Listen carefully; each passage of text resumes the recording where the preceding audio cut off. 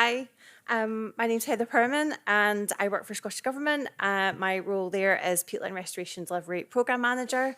I just wanted to start by saying thank you so much to the IUCN team for inviting us here today and for such an amazing conference.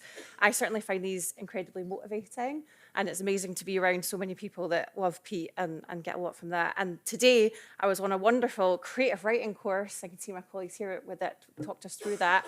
And I was threatening everyone last night with some poetry to start, but I will save that for next year and keep working on my skills there.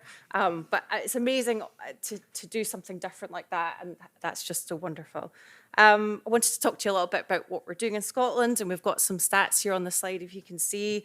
I don't think I need to tell you all about the importance of peatlands, but there's some stats here about what it means for us in Scotland. But basically, we have a lot of peatland in Scotland and a lot that is degraded, and we have lots of ambitious targets about what we're going to do about that in terms of restoration.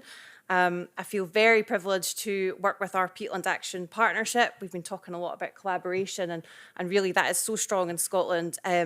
We work with Nature Scot Peatland Action, Forestry and Land Scotland, Cairngorms National Park, the Loch Lomond and Trossachs National Park, and Scottish Water, and it really is that collaboration and partnership effort. And we've been making some great progress. You'll see we had a record last year.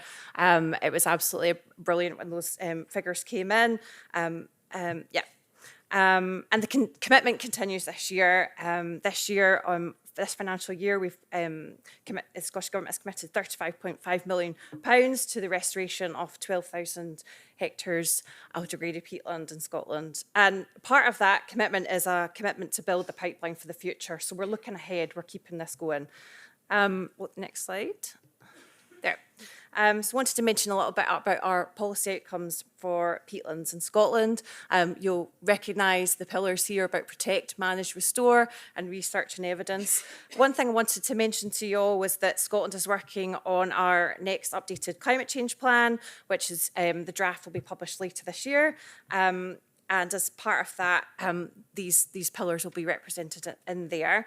In terms of research and evidence, just wanted to highlight that we've also got Kerry Dinsmore in the audience, our principal science advisor for peatlands. And so if there's any tricky questions about science and research, I'll be coming to Kerry.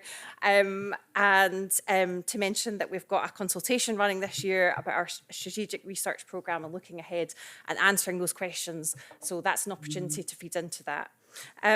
Another thing to mention, just as part of working towards the next climate change plan, is that we've been reaching out to our delivery partners and trying to figure out what we need to do next in terms of our restoration, talking to our delivery partners, talking to stakeholders, and identifying what we need to do next in Scotland. So really kind of figuring out what we already know, what have we learned over the years, and taking that forward in our priorities for next steps.